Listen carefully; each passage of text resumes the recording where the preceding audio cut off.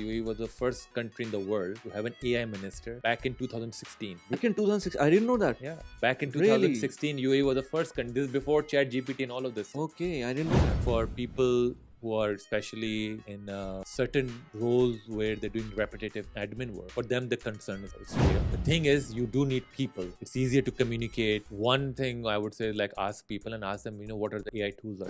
Most of the people that are in corporate world, they are doing some kind of programming, either in BBA or let's say doing Access, SQL. How different is the AI, and does it require any background in coding? I think one of the things I would say, look, I've been here for 4 years, made a very conscious decision to start my second AI startup from here. The way I see it, another lens is UAE has a very small population. It's only 11 million. Even in this region, we're next to Saudi Arabia, which has 30 million people. Iran has 60 million people. These are bigger populations. UAE, we will never have that manpower. Even if we bring in as many people. I was just reading a newspaper. 1,000 people are coming into Dubai as resident every day. How are you, Abrar? I'm good. How are you, Wali? All well. Thanks for coming. And this is the first podcast on my channel about AI. Although I've been using AI for the last, I would say, 2 years now, since the ChatGPT came into our lives, and I've been using every day. But still, I feel that I am not using it on the full potential that it has. I'm using only for, let's say, ChatGPT, a few other platforms like Notebook LLM, and Beautiful.ai have used, and there are a few other platforms that I've used, but I think that I'm not using it at the potential that it has. So thanks for coming. And first of all, I would like you to tell us about yourself. And it was an interesting meeting up to you when we first met. So if you can tell us about yourself and what you're doing right now, and what is your background in AI? No, so first of all, I'll say like you're not alone. AI has been around for a very long time. It's been a lot of research work going on, and a lot of people don't realize that they are actually making use of AI in the sense, in Google Maps or whenever you're going around, that's all based on AI. When your recommendations are coming on Netflix, YouTube, those are all based. So there's been like transition in the sense with ChatGPT, it's become publicly available to masses. And it's one of those use cases which comes under what we call generative AI, and that is the G in GPT. Okay. Generative. Yeah. So which got a lot of adoption, and it's really brought AI in the use of what we call normal people and everyday people. My background, actually, I've been in technology for last 20 years. So originally from Canada, I went to study, did my engineering, started working at IBM, did tech companies. I built my own startup in payment space by the name Lakova. Got acquired, still running as a company. So when I left my first startup, took a little bit break, but then my friends from IBM Watson, they called me. They were putting together a new team. So I had planned to take a little bit of a break, but they had urgency. And then I was like, let me get into this AI thing. So this is roughly, I would say 2016, 9 years back. So that's where So you started working with IBM initially, and then left IBM, and then worked on your own startup. Yeah. Okay. I worked at IBM and then went to US for a couple of years with another company, Accenture. Okay. And then you I started my own. as a consultant? I'd been consulting and Okay. started with engineering, then went into consulting. Right. Yeah. So my journey in AI started when I went back to IBM Watson.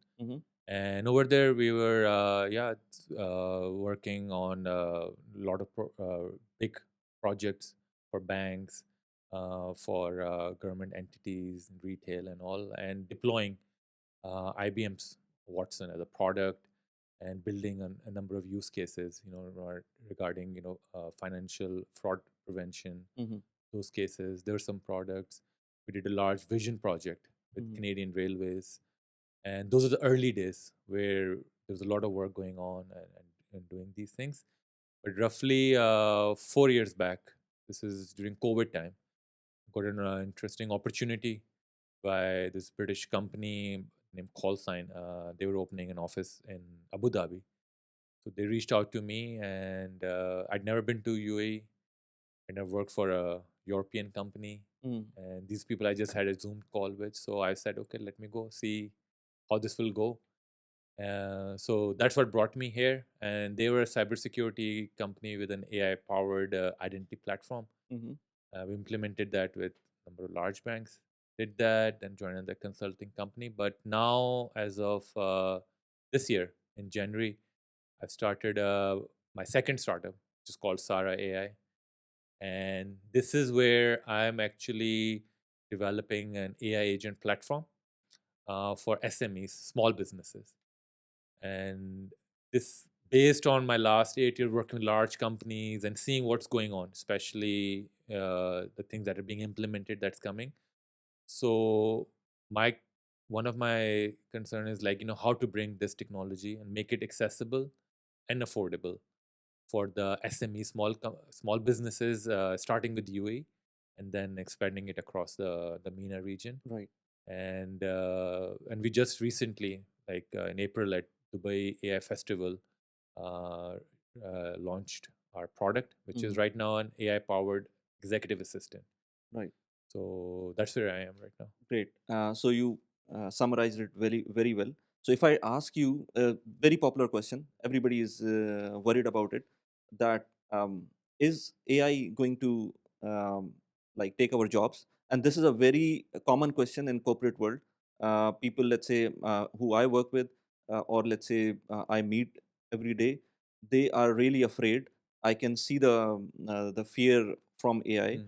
So what do you say to those guys? I mean, I'll come to that part, that what can generative AI do as my, because I also need some use. I have some use cases and I want to get those solution, because currently I'm also using human, and I know human has multiple, let's say, limitation once it comes to let's say timings and all those, like not all human can be available 24/7, or you may have to deploy uh, an army of people. Mm. So AI can help in that, but and that I'll come to that.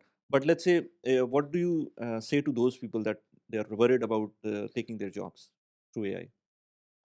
I would say no. The concern is not unfounded Mm-hmm. because we are going through another like a major transformation period. Just like last one, and this is like a big one. Mm-hmm. We went through when we turned from agriculture society to industrialization. There's been a number of things, so it's there. But what I say to those people, it's concern is not AI. Mm-hmm. It's going to be the people who are using AI technology. Mm. So at this point, the best thing to do, and my sincere advice is that start understanding the technology. There's a lot of now, a lot of resources available. Mm. There's many free courses, podcasts. So, and I would also say like don't just go in the sense like, we are what you're using mostly Chat GPT and all of these they're like applications that have been built. But for people who are especially in certain roles where they're doing repetitive admin work, for them the concern is real. The best thing would be to understand like how can what a lot of people have as humans, we have a lot of domain knowledge.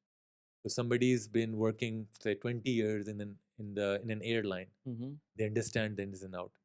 Where so they'll be in a really good position to work with some of these AI powered companies or companies like mine, for example, who are building AI technologies. And a lot of startups and technology companies here in UAE, across the region and across the world are working. One of the big advantages, I would say, the way at least I see it, is post COVID. Mm-hmm. Now people are working all over. My company as well.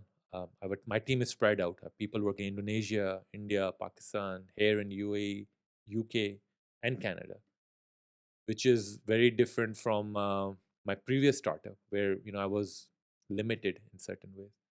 So there are a lot of technological advantages Mm-hmm. at this point, and for people like everyone has they have a lot of knowledge and skill, which quite frankly a lot of AI companies and tech are looking. But what they're looking for is also that people have basic understanding of how this works, and so I would say like go deeper and understand these things. And there's platforms like Coursera.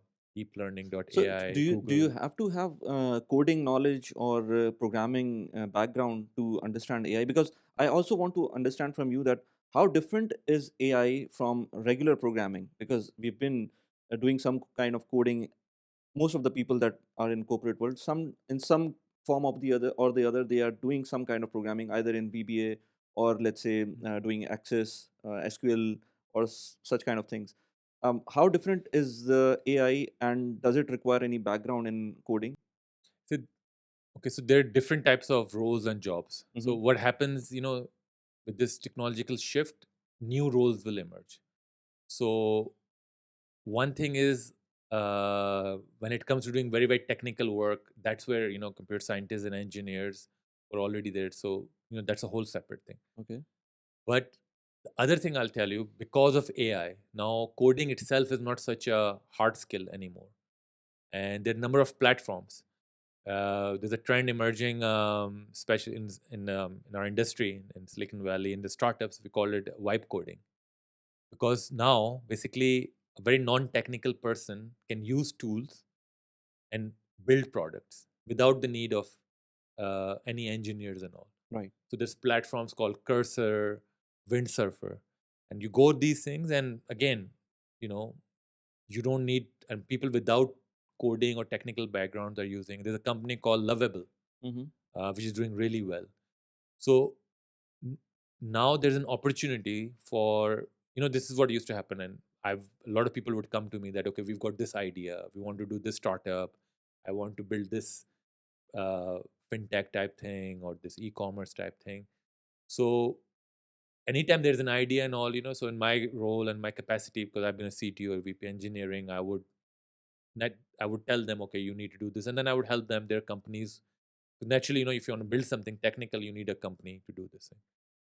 The advantage now, and this is the beauty of the times we're living in, is that now you don't have such a hard dependency on finding those technical people. You can actually, using Chat GPT, Claude, you can frame that idea, develop certain things, and then you can at least, quite honestly, you can get a basic prototype and a demo Hmm. done, which you can like then get some feedback and do these things. So in a way, I would say, yeah, for non-technical people, using their domain knowledge and their understanding of the issues and all, they can actually build something very quickly and start giving out people, and then get other people on board Hmm. in that way. Right. So, in case, let's say, if I talk about my scenario here, um, okay, before that, because it will cover whatever I'm asking you right now. What is an AI agent? Because this Mm, term is coming again and again, and to me, when I was talking to you before, I felt like it is some kind of a VA, a virtual assistant, which I'm also using. mhm. So, what is exactly an agent, AI agent, and how can a normal person leverage on AI through this specific agent? Let's say. So this bit of late last year, this term has come up. It's called agentic AI or AI agent. What's happened is, chat, like, just to go back a little bit to give you an idea, like most of the software and technology we're used to, when you go to a mobile banking app, these are things that have been programmed. So we call these deterministic flows, like, it's like decision trees. If I put in $100 transaction, it will update everywhere. $100 went out of this account, and $100 came out of it. That's how majority and still it's been done. Chat GPT and this comes from what we call generative AI. That was more in the sense where called probabilistic systems, and these are more like large language models that have been built and trained to come up with a very different, unique Mm-hmm. output. So when you ask Chat GPT a question, whatever it's the output it's coming, it hasn't been coded. Mm-hmm. It's just trained and understanding. Like, if you ask him a question like, what is the capital of UAE? That information is there, but it's using it from that context. Or let me say, another example would be like, if I would say, where are you from? Or where is, if I ask this question, that where is Wali Khan from? Mm-hmm. Now, there are multiple answers to that question. He's Wali Khan is from UAE. Wali Khan is from Dubai. Or But which Wali Khan they are but talking about, let's say. let's say we're talking about you, right? Okay. Let's assume that in this case, Okay. because but it's generating. Nobody has said that a programmed thing would be like it. It always knows that it will always say a very uh, straightforward answer that, Wali Khan, you're from Dubai. Mm. Somebody has coded their answer, like, but right now it could generate that response. It could say, and these are all correct answers, right? It could say UAE, it could say Dubai, it could say United Arab Emirates, but based on your profile, it could also say Khan is from Pakistan. Mm. And in some form or shape, these are all correct Mm. answers, right? Mm. So the idea here is like, it's coming up nobody's program. When it comes to the AI agents, now that is the next step where they are using these generative AI technologies, large language models, where these they're tools and they've been trained to perform certain tasks using these things. So the best way to think about it is like you are going to ask to do certain things and you've told her how to go about doing these things, but you haven't you haven't hard coded it. And that's where also that's why it's a little bit of a younger technology. Mm. That's why you're not going to use an AI agent to do some of your financial transactions right now. Mm. That's why that's one of the challenges the banks, the enterprises are feeling, and how to deploy these things. For example, if there's a AI agent who's acting as your customer service agent on your bank's website, and you ask that one, what is the foreign exchange rate between UAE dirham and US dollars? Mm-hmm. That's a very straight answer. Mm. But if chat one, but however, there's a room for error. Mm. But it gives a slightly wrong answer, and you perform a transaction, then the liability forms on the bank Mm. because their chatbot gave the wrong answer, So you right? mean to say, let's say, if there is a transaction currently, as of now that we are talking, if there is a transaction happening between a bank or let's say a country, let's say remittance transaction is happening, the AI should not be telling you what is the current rate between the two countries or the two currencies. It should be hard coded somewhere. It's fetching the data from central bank or somewhere, but not coming from the generative AI. Yes. Yep. I So. mean, that's where we are right now. This is also a challenge which all the, what you call regulated space, Mm. banks and all, like, healthcare. Because if as a company you give something wrong, Mm. there's a very big liability. You will get fined, Mm. right? So you cannot, where it stands, and there's work going on. But this comes down to how much you would train. Because the advantage is that you can have a system that's running which operates and it can give a very human like. So you can, if you sort this out and you've trained it and you've done all this work to make sure it does not give these answers within the system, you can have a 24/7 very reliable system that speaks 140 languages Mm.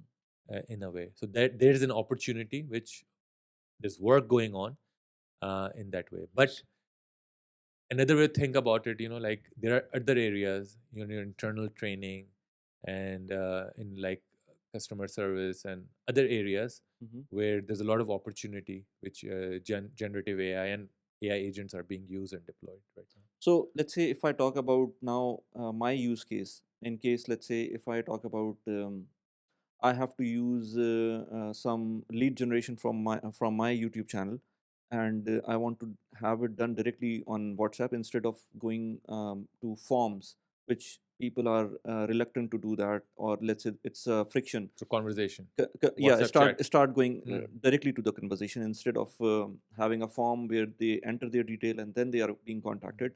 Instead, they have a link for a WhatsApp, because WhatsApp is some one medium that everyone is using. And what I've seen is that in my communities as well, I've got a very growing community of WhatsApp.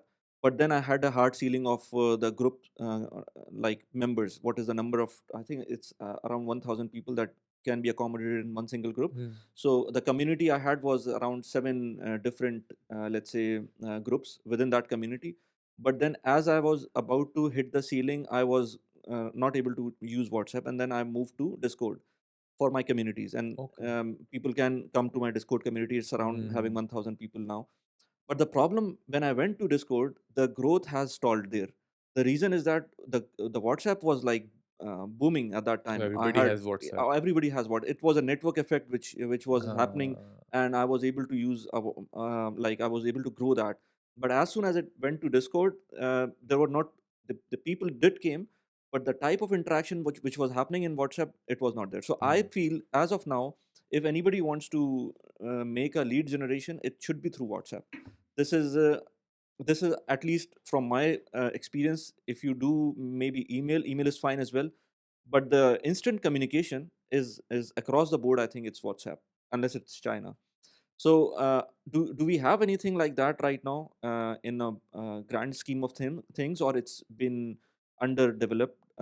Because I've seen some products like that, but maybe it's expensive, or I haven't used it like that. But let's say if I want to have someone to send me a message on WhatsApp. Send as a client, I want to send a message on WhatsApp, and then the the AI agent should communicate with that person, and then maybe the lead generation can happen, and people can um, take yeah, I benefit. think you bring me to an interesting thing in terms of what I'm working on right now at Okay. my company, Sarah AI. But essentially, look, even as I started building on this, and this is quite specific to our wider region Hmm. because WhatsApp is predominantly used, the mode of everybody has it, and the way I'm building it in such in a way like so the executive assistant that comes with Sarah AI communicates over phone call, like you talk to a normal person, or through WhatsApp. Hmm. And in that, we've developed these flows in a way. Uh, right now, what you're referring to, like I, what I can say is it's possible, doable if you want to take on a small tech project yourself. Okay. Um, it's also like there are certain things I've come across which are available on WhatsApp, more like a virtual assistant type of model Hmm. who can do that and do these things. But then it comes down to those platforms having those additional features about outbound outreaching and outbound communication. Hmm. In my case, I can speak to in the sense like sorry, I like when you have our executive assistant, what we're handling is like more about these tasks. When you assign people certain activities, you delegate them tasks. So then Sarah AI starts tracking them or communicating with them and following up, and that's what we're building on right Hmm. now as well. The idea that essentially for me, it's like this is your executive assistant who's handling things on your behalf, and Hmm. based on what you've trained it or what you have given it permissions to do, so it Hmm. can find out like if you completed a certain task, and if you say okay you have done, it'll inform you in that way. So there's work coming on in that channel. So, okay, now that was something, let's say, on an advanced level. But if I talk about something which we can do on a day-to-day basis, like just managing my calendar, or let's say emailing. Hmm. So, is it possible right now? Because what happens is right now I'm using, let's say, iPhone, and if I ask Siri to do this, I can ask Siri to open the email, write it down, and these things. But if I want to, let's say, Apple's AI, I think is not at that level right now. That is attributed to, let's say, ChatGPT. So if I want some answers from ChatGPT, and then Hmm. I ask, okay, copy this to email now, and then send the email to this particular person. Is it possible as of now? See, the problem what you're explaining is what I see, because look, Apple has their own Hmm. domain platform, Google has their own thing, and they all have these things coming around that. So this is one of the things I've come across myself Okay. as someone who's been dealing with these tools, and they're not that well connected in Hmm. the sense. Hmm. So w- quite honestly, I hear this quite often because Siri is our predominant experience. Siri, then Alexa Hmm. from Amazon to do certain thing, but essentially these are consumer applications, so they've been built with that context. Like you ask Siri things like okay, uh, like make this call or send this message. Hmm. It's also been built in that Apple ecosystem Right. with iMessage, which we don't use here. Hmm. It hasn't been built in the sense with WhatsApp. Now WhatsApp belongs to Meta, Hmm. a whole different company. Yeah. Meta has a very different business model. They run with on Facebook, Instagram ads. They have their own AI called Llama. So, when you're talking about these big tech companies, like Google has Gemini, Meta has Llama, Apple has what they call Apple Intelligence AI, which they've made available.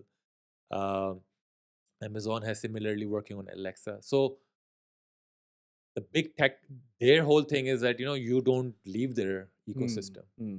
So they don't want you to go to WhatsApp. Hmm. Same way WhatsApp doesn't want you to leave them. Hmm. And even now, WhatsApp also has this Meta AI. Yes. You can Yes. ask certain question, but Yeah. it's using their AI model, Yeah. right? And And it's very difficult to train every model then. I mean, using ChatGPT and I'm very comfortable with that because there are certain Mhm. number of parameters that I've already given to that AI agent or AI platform. But if I go to DeepSeek now, which I'm going to talk about as well, but DeepSeek is, if I'm going to just start using DeepSeek now, it's not going to give me as good result as ChatGPT just because I have not trained it enough. But if Mhm. I now start using Apple AI, Meta AI, Google's agent platform, or let's say ChatGPT, they're training all of them would be a task for me. Eh, That's yeah. And the issue, the thing is, look, at the end of the day, when you talk about AI, we cannot talk about AI without talking about data. mm, So right, all the right. models and all, they've been built and trained with publicly available information. That's what how ChatGPT came out. Mm. In fact, they've used all these articles from New York Times, and there's a lawsuit going on for that Yeah, about they've used their data. yeah, Yeah. because in the creator content community, there's a like a they don't there's a whole thing because now recently we had this whole trend with those Gilby pictures, Yes. and now people are saying like, okay, you're using that technique, and now that trend went up, but that's another artist thing. So these are all like very interesting topics about now copyright and people getting their royalties and due for whatever the thing, because they develop the content. Mm. And now all of a sudden we're making all these AI technologies which can do like the work they used to do for like millions of people Mm. at scale. So when we talk about from the artist and the content community, people who've been making music, video, art, Mm. and now we're getting AI to train that in a way. So and I do feel for them in a Mm. way. Like there should be, in my personal view, there should be some sort of a model Mm. that the AI companies, especially companies like OpenAI and Google and Apple, should come up with, where the people who've created that because they spend their time to do this, Mm. they should get something out of it. Dubai's real estate market has been on a phenomenal rise over the past few years, especially since COVID. The growth is undeniable, but here's what interesting. When you compare Dubai to global cities using the affordability or bubble index, Dubai is still doesn't fall into the bubble category. This means there is still significant potential for growth, and many investors are confident there is a lot of juice left to be extracted from this market. However, there is a catch. The skyrocketing property prices have made it increasingly difficult for the average person to invest in Dubai's real estate, even if you're going the mortgage route. But don't worry, there is a solution. I have been a fan of real estate crowdfunding as an alternative. It's a game changer for people who want to invest but don't have the capital to buy an entire property outright. Here's how it works. People pool their money together, and the platform takes care of everything from navigating paperwork to managing the property. It's simple, hassle free, and effective. I've personally used Smart Crowd and I have had a fantastic experience with that platform. The platform offers great returns, and best part, you can invest from anywhere in the world. If you are thinking about making your first investment, here's a little bonus for you. Use my referral code, which is linked in the description, and you will get 250 dirhams credit as the referral bonus when you transfer your funds and complete your first investment. All right, now let's get back to the video. Coming back to what you were saying, yeah, that is one of the concerns, and where all these what you call large software enterprise companies, Google, Meta, Facebook, uh, Apple Intelligence, Twitter has their own model called Grok. Hmm. They're using their own things, but purely from what I'm trying to build and do this, and from an SME perspective, at least from a business perspective, is connect all of these very much in terms of what are the needs of a small business, and putting all those solutions together. And I'm not the only one. I'm sure there are other people Yeah. looking at it from that perspective, but there is a need for that, and that's why I've taken on this venture Okay. to build this out. Okay, so I have a question regarding specifically to my own again use case, which is just managing the calendar. Mm. But let me come to that in a while. But before that, as you mentioned about content creators, because I'm a content creator as well, and it reminded me there's a company in Canada. I forgot the name. Might be I'll tell you after this podcast. But there was a company who approached me, and they were saying that they are building some repository of content, and they need my consent to have it used for the information purpose, and they will pay me as well as a royalty Mm. as they are using my content. And they are I don't know what was that. There was a content creators group in our like community, and I mentioned to them as well, and they were saying, see, right now everything is available for everyone, so you sign your content consent or not, they might be using it anyways. So I want to ask you, first of all, they haven't paid me yet, but I just remembered that they mentioned that they are going to pay me as it's being used, and as it's been let's say as your contents I don't know. I mean, they would be using it for someone else, and they would be for as an information purpose. So, what kind of do you understand? What kind of company would that be, and what kind of motives they have, and is there a reason for us not to sign that kind of consent, even though anyone can use our content later I part? think the way I would explain this is, look, it's not a anyone, but essentially, like, if this content goes on YouTube, Yeah. that's under Google. Hmm. So you've already signed it away. Yeah. So Google Yeah. is already Yeah. building and training Yeah. all of this. Hmm. If you're doing things on Instagram and Facebook, that content belongs to Meta. Hmm. So the issue is when you're using all of these platforms, everything under on Twitter and all that belongs to X, Hmm. and which is under Grok. Hmm. So if you're using, you've been building content on these platforms, they Hmm. belong to them. You don't, Hmm. you have, in fact, you get paid a certain percentage of Yeah. that ad Yeah. revenue. Yeah. That's the business model there. Hmm. The question comes down to what I'm referring to, like, there's other media publications like Yes. newspapers Yeah. who've been the more older thing, and how a lot of their content and articles, they were available online. Hmm. So how, and when we build these models and we do this thing, it's called data scraping. So we just go online and you can scrap the data and can grab all of these things. So that's where the things are, and these are very hard to track. But your question about what should you do and provide the Yeah. consent, I mean, I would say you have to really see what value you're going to get from that if they are giving you something. But if you're signing something away, you're also giving them essentially a license to use it. Yes. Yes. And I would look into the credibility of the company, really understand what they're saying they're doing, Hmm. the reason they are and trying to get consent on some of these things is because they might be having a business model where they don't want you to come over this. Hmm. But I'm aware of, and like, there are few tech companies. There's a interesting one I've come across. They're also trying to solve this problem, which is around how what is the value Hmm. of all of this content in the new AI age, Right. where, because the content is actually helping train something, right? So it's not like they're using your content, but they're using it for training purposes, Hmm. and where it will go, right? So it goes into the same thing, how there's all these books that are available, all these authors written, but they've been used, like, just to give you an example, right? Like, I get a book, I buy a book, I read it, I get all this knowledge, then I make my own original content, right? Hmm. So do I owe something to the authors of the book? Hmm. Yeah. Eh, Like there are so many people who are making videos on YouTube just reviewing the books, and they are making money out of it.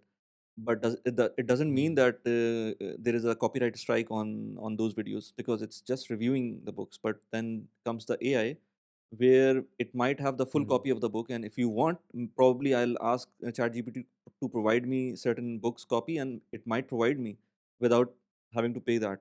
I don't know if it's Hmm. possible, but there is a thin line which we are not It's sure, and yeah. yeah. This is the thing which is really affecting the, I would say, the creative industry. That's why I think a couple of years back there was a strike in Hollywood, and Yes, the yes. main issue with there was, like, that those movie studios and all, they give those original writers and creators royalties Hmm. from this thing. And there's so many elements to this, right? Hmm. Because Hmm. now with AI technology, for example, like, like this is already possible. You can take this recording, and you can make whole recording with me saying all sorts of things Hmm. which I may not even subscribe, and say that, right? I would ask you to name some of the top 4 or 5 AI platforms in a while, because there are so many things going into my head while I'm talking to you. Because one platform that I have used and I found it fascinating was I think it was Google's Notebook LLM, Hmm. which was when because I send out newsletters as well. And when I was sending out the newsletters, I just put one of the newsletter there, and I asked that platform to give me a podcast for that, and it gave me 15 minutes podcast. It was really interesting Conversation, yeah, yeah. conversation between two people about that content. I mean, it was blown up. I was blown away with that kind of output that it was providing. So I will ask you for that. But before that, again, wrapping up the topic of AI agent. Hmm. So once you, let's say, if I want a very basic thing and I want to have my Google Calendar to be synced, I'll give you an example. Mr. Tariq, you went to the podcast and they give me and I'm having a hard time right now just doing that very small thing. They send me a invite on, I think, Microsoft Teams, and I'm not able to connect that to my Google Calendar as of now. It's appearing in my Apple, let's say, calendar. I've tried everything. I've tried changing the email, because once I've changed the email, it should be appearing in my Google Calendar. It's not appearing. So let's say an AI agent, would that require my calendars, like Google's consent, or let's say there is always a prompt that When you sign when in, you sign you up? have to give permissions. Yeah. So is it going to ask for that? And if it's going to ask for me, is it going to ask for the other party as well? Because then they should be synced, right? So what happens? Let's say if I send a meeting invitation to my friend, and of course they are not signed up for from that Mm. particular platform. What will happen then? Because they are going to be talking to each other, but they don't have the consent there, so they will not be able to see the calendars booking. Of course, then how are they going to fix that? I think your what you're describing sounds more like a calendar integration issue to me, Uh huh. but so we can look into that Okay. in a bit. But I'm saying purely, that that is not working. So how AI, once AI comes in, how is it going to help me in that? so again, from what we've done in our platform, in a way, right? It is just like having your own assistant Hmm. having access to your Google Calendar. You give that permission Okay, and consent. that is fine. Yes. So the way, at least we built it in our platform, it's such a way that if you need to know about, what in your calendar availability, you can communicate to it, and over WhatsApp or over voice. But yes, the initial part of integrating, setting it up, that's something you have to do. But there's always that initial setup. So Okay. it's similar to, you download, even like when you download ChatGPT, you do sign up Hmm. and set up an account over there. So there's two separate things. For, like, there is this initial phase right now using any sort of tech, or any AI agent. So in the initial phase, you will train it. It's very similar to, I give this example, like, let's say if you were to hire a new person. Hmm. The first, they come with certain skills. They know how to speak, they can write emails, they can do that, but they don't know what are your preferences, who are your important contacts, what's your workflow. So it usually, that's what you call that initial onboarding period. Hmm. Sometimes it's 2 weeks, sometimes it's like 2 months. But once they, and anytime you're working with any new person, right? Like couple of, they get a sense, okay, this is how you like to talk.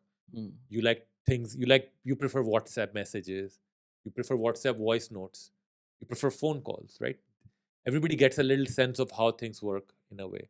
So the best way to think about AI agents are, again, very young, very new, but they're built based on what you're doing, and it takes, so you have to do that time investment to get them set up and preference. But once it's there, what what you're having after that is someone who's 24/7 Hmm. available to you, Yes. can speak in multiple languages, and over the period of time will be getting more smarter, more integrated, more tuned to your things. And for, like you mentioned, you've been using Chat GPT for 2 years, and if you remember, I don't know how it was in the first year, and like I like We were um, not able to use from mobile at that time. it Now it's an wasn't, app. yeah, no, there's an, but even the answers were there used Yeah, to be yeah. this knowledge cutoff. Yes, yes, yes, So yes, a lot of yes. people, it wasn't such a long time ago, it was only like last year. Yeah, yeah. I've always told to people that if you compare the two technologies of blockchain versus AI, blockchain has been there for the longest time. I think maybe 15 years now, 10, 15 years. And to me, it has not impacted that much until now. I'm not investing in Bitcoin or anything like that. If anybody is investing, it's fine. But let's say for now, transactions are not happening there. Transaction, whatever are happening, are due to some other reasons because of banking issues. Hmm. So it's a different use case. But for AI, for a person like me or any regular person who's out there, they are using in any shape or form this technology, which is just like for us as a commercial output in terms of Chat GPT. We are using it for the last 2 years, and it has changed a lot in our lives. So yeah, you're right. It has been an exponential curve when it comes to AI integration and AI usage. But so from AI agents perspective, you're saying you have to train it first and continue using that, and eventually it will help Hmm. you out in, let's say, calendar. What about what else can we do from that agent? There are many forms. So, like, I mean, my focus right now is very much on this side of things with the SME market. We're using their business tools, calendar, email, WhatsApp, CRM tools like HubSpot, Zoho, Okay. HR tools. So basically all the things that typically a small business here would use and would need to do in order to do their work, It will in the automatically do sense. the emails, send the And emails, it, yes, if you, yeah, if if you you if if you you allow it. okay, Yeah, yeah, okay. if you, again, it comes down to, like, the way, at least my approach is, and people have different views, like, they don't want an, typically they don't want an their assistants replying to the emails. Yes. What they do is they help you. They would draft an email for you, put it in your inbox. They would make it more efficient, unless what they prefer to do is giving them certain tasks. Hmm. So things like, okay, go track this thing, if where the status of this track, this thing is, do doing travel bookings, go, or doing some small, develop a small presentation, a small document, right? Hmm. So at least that's my approach. But I'll tell you another one, because my form factor is different. But one that's come out of China, it's called Manus. Mm-hmm. So Manus is, in my view, recently, it's been few weeks. It's like one of the stronger, what you may call, and like a very powerful AI agent operator. But its interface is basically in your desktop browser. Mm-hmm. So on one hand, there's like a chat interface, and this is on over chat. So you tell Manus, go do this thing. So it opens up another window, and it actually tells you about the task. Okay, if you say, like, go make a flight booking, so it will go on Google, find the sites, start looking into it, go through it, and all of these things. And very recently, I think this, like, last couple of weeks now, the payment companies, like Visa and Mastercard, have come around on how to allow, not Visa, Mastercard, Shopify. Shopify is working along with some of these companies, how, when an AI agent gets to certain things, how they can complete the transaction. Hmm. So the workflows and all these are being sorted out, but yeah, it's progressing. Like, Anything, yeah. if you do this podcast in 3 months, I'll have very different answers for you, quite Yeah, honestly. yeah, yeah, yeah, And exactly. that's, so the main thing is, the rate of change is exponential. And it is, it comes down to how things are doing. So from, from what I've seen, both inside my company, where we heavily use all the AI technologies naturally, and my some of my customers and clients who are using SAR AI, like they're seeing a very like a 20 to 30% productivity boost Mm. in various tasks. And very much like, what one of the things which we've seen, this comes down to delegation. But when you're using AI tools from a business perspective, there's like a 60 up to 63% boost in your revenues and your performance. Of course, you find productivity. You cut down the time Yeah. that you're wasting right now, and you would do something else in Yeah. that time. Another way to think about it, right? Like, look, purely from a SME or business perspective, like right now, if I were to talk very simple logically, right? If you're running a business, you make say like $1 million. Naturally, every next year you want to make 1.5 maybe to like certain percentage, right? Hmm. So not today your company of 10 people. Now, in order to make like say 50% more revenue, you would think, okay, I need 5 more people, right? Today you have 2 salespeople. If you want to increase, either you can work those 2 salespeople like slaves, Yeah, but typically, and there are laws and things around it, right? They're not gonna they're not gonna work. yeah. If somebody is working 40 hours, they're not gonna start working 80 hours, right? And you should not do this, and that's not a recommended thing. But naturally you would say that, okay, I need 5 more people. Now when you start using platforms like Sarah AI or other like GPT and other tools, and look into like where you can gain certain efficiencies, whether it's in automating your admin tasks, whether it's like going into outbound calling or handling some of the things or making some documentation, you start gaining the advantage. So again, you will need people, but now they as a SME, and keep in mind, as a small business, it's not like you can hire people and you have budget constraints, right? You cannot go hire uh, very expensive people. Your budgets are lower. You also have certain limitations and restrictions. It's not big companies have a lot of opportunity, right? They can, if there's a big company, without taking a certain name, they post one job, there's like 1,000 applications, right? Yes, yes. The SME small companies, they have to actually pay on LinkedIn, or Hmm. first of all, they have to pay Hmm. to Hmm. post a job. To post a job. Yes. Normally, the way it works is like, they're always like, okay, look, I want to do this. And they use a network effect and all. So finding good people is a challenge. But the opportunity is the fact that, if you have some of these people, the 2 people working with you, you give them, for example, Sarah AI. Now they've gained 20-30% efficiency or automatically without a big change in your workflow and all that stuff. So that means you at least you can look at targeting a 30% increase Hmm. in your performance and your revenue to some extent No, and all. I was while you were saying, I remembered one of the instant. Actually, not once. It happened multiple times. It happened first last year, maybe when I was really overwhelmed with the work because I'm doing a day job as well, and then this Mm, content creation, and I thought that maybe I have to outsource a few things. And while in Dubai, the problem is that you don't find let's say it's very expensive hiring a resource mm, based in Dubai. So I have to resort to, let's say, outside of UAE, maybe Pakistan, India, anywhere else. And then when I asked the quotation for all the things that I'm doing right now, and I thought that maybe these things can be done remotely, including editing, including creating shorts, uploading them, I got the quotation of, I remember it was around $3,000 for a lot of things. It's not small things, mm, but first of all, that I thought that, okay, now I'm doing all these things and somebody's asking me $3,000. First of all, I'm adding this amount to my workflow, whatever I'm doing right now. um, I I learned all these things during last 4 years. So this was a happy moment for me, that okay, $3,000 worth of things I'm doing on top of whatever I'm making in revenue.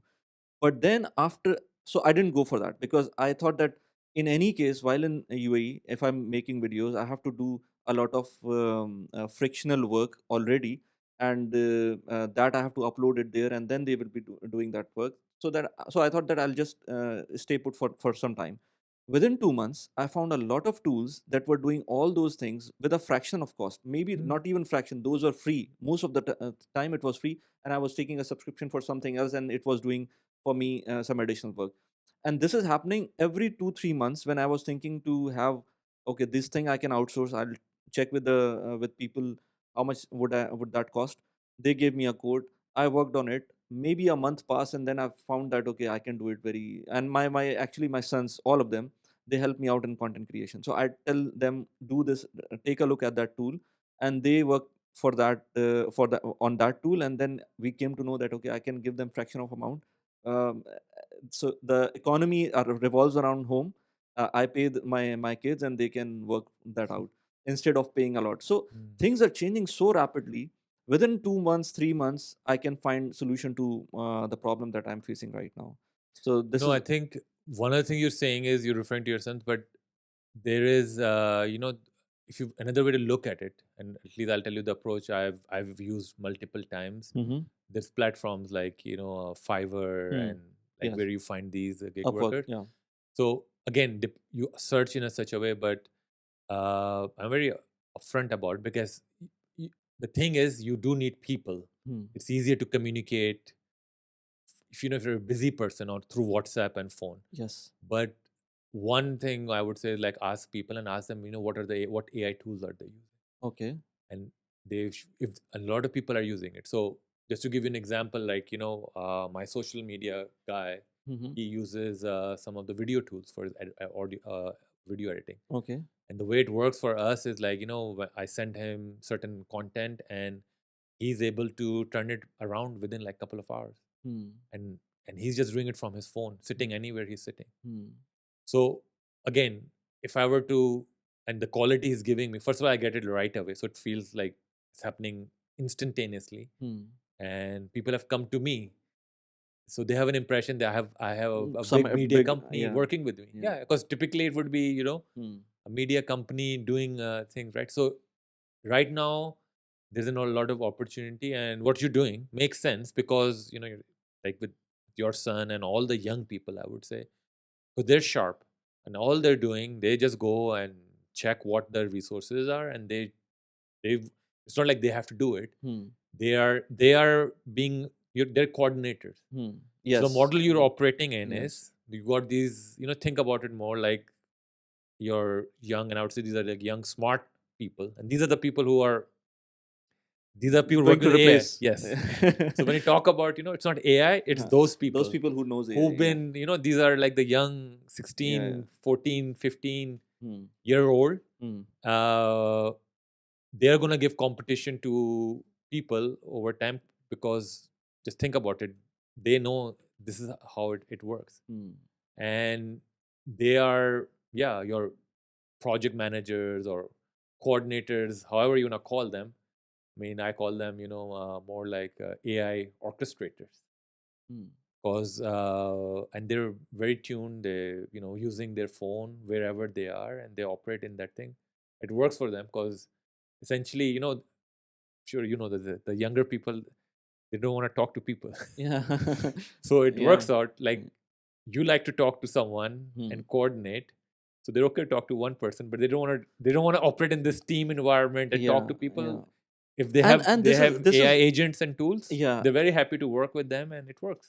this is a problem for from I think for engineers, specifically IT professionals or engineers, because what I've seen myself as well before coming on to social media, I'm just okay with just typing emails, coordinating with, let's say, within the team members, and not talking about the broader picture, not thinking about the broader picture into, let's say, cross functional departments like finance, HR, whatever the thing is. I have to deal with finance, I will just do that and come back. I don't want to collaborate a lot.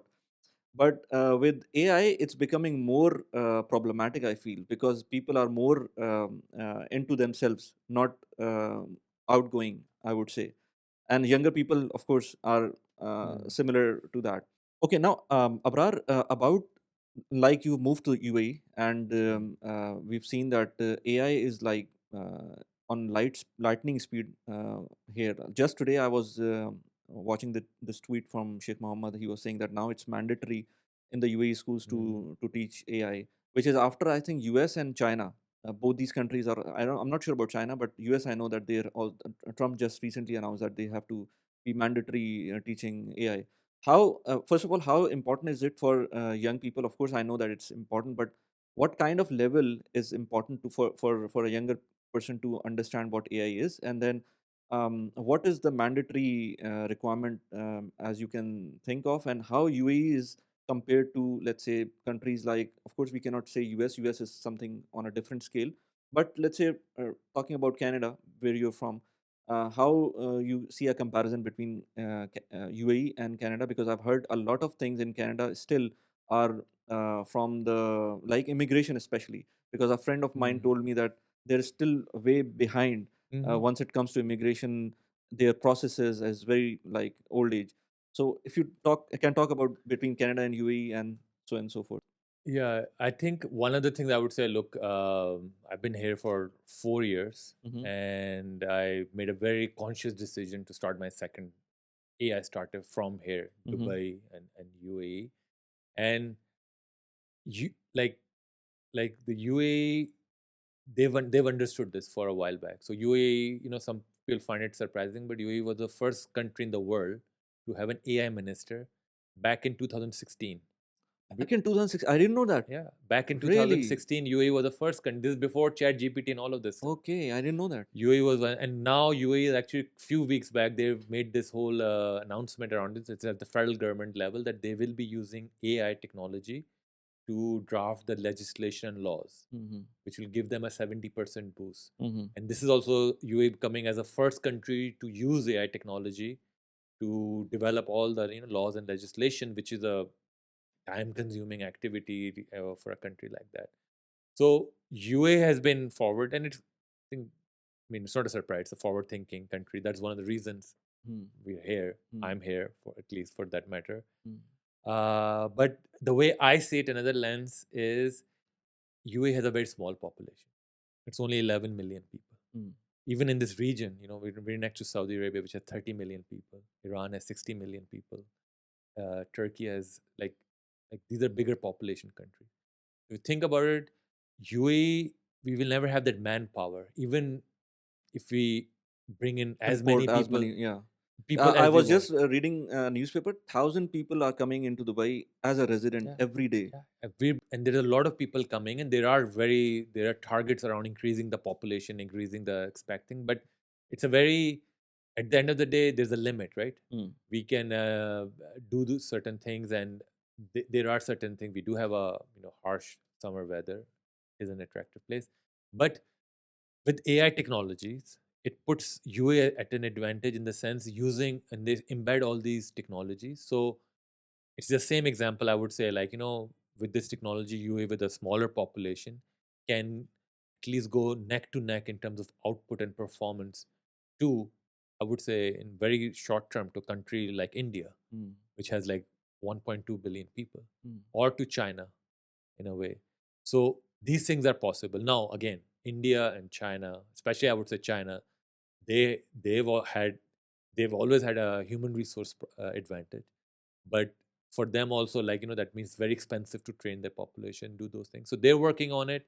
And compared to, I would say, Canada and US, I would say US is Of where course, all the tech companies are yeah, coming out yeah. of. So there's a global race right now between, I would say, US position is they want the most powerful AI. They have tech companies and they look at the national advantage Mm-hmm. versus China. Mm. China is looking to become a dominant player in AI. So this, which is playing out right now with the tariffs and all, but this next, uh, we are what you can call like a technology war in a way, and both the countries knows, like, between US and China they're doing. Europe is more on the ethical side of things, so they want like a safe AI. Mm.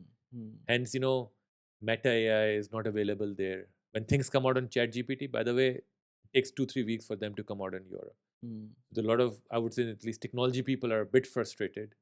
That's why a lot of them are coming to a place like Dubai or Mm. to US, because here things are possible in that way. Mm. Canada, I would say, Canada has historically, it is a more conservative society. We have a more of a, uh, what you say, committee type of Committee. Yeah. decision making process. No, it's Yes. true. So things move slow, Mm. um, and I can tell you even right now, I went on so it's a CRA website. I have to go there because I still pay some of the taxes on my properties there. And CRAs are revenue authority. generate thing. That's where you go, and they'd recently put some sort of chatbot there, but it's not working properly. It's very it's like the old chatbots. You after every 2-3 questions, it's like, okay, contact call the phone number and all that stuff. And I've been using that. So for me, there was a pretty big thing to see a chatbot. Because after like seeing it, using it for like last 10 years, so they've put something which has been there for available for 10 years. Things in Canada move slow. It is a big country. There's a lot of, you have to understand, there's already a infrastructure layer based on web and some of the functions that are available. Canada also has this thing, it's a large land, so they have to make certain things available across the board. So you can't think of, okay, you can't think of, okay, only I want Toronto. And most people just think Canada in terms of Toronto, just like most people think of UAE things of in terms of Dubai, just because.